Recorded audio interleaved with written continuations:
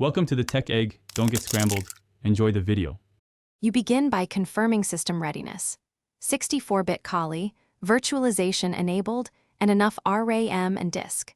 Then update apt and install KVM, libvirt, and virt manager so you can run virtual machines. Once done, download a compatible Android image. Waydroid or Android x86 are common choices, and verify its checksum to avoid corrupted files. Make sure libvirt is running and your user is added to the libvirt and KVM groups. This prevents permission issues when you start the VM. Next, create the Android VM. Use virt manager for a GUI or Chemusystem x86-64 for CLI, allocating at least 2 CPUs and 4 GB RAM for smooth app performance. Configure storage and enable bridged networking so your VM accesses the internet. If the image needs UEFI, enable it. Install guest editions or the ARM translation layer if the image requires it, then boot into Android.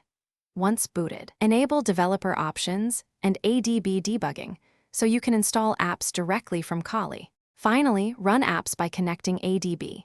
A DB connect the VM IP, then a DB install your APK and monitor a DB logcat for errors.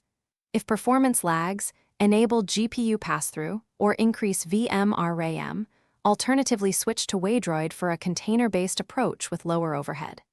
If an app won't install, check ADB permissions and SE Linux status. If networking fails, confirm NAT versus bridged settings and inspect libvirt logs and dmask for device errors.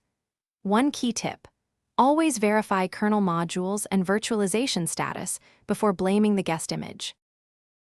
Thanks for watching. Consider subscribing if I helped unscramble your problems.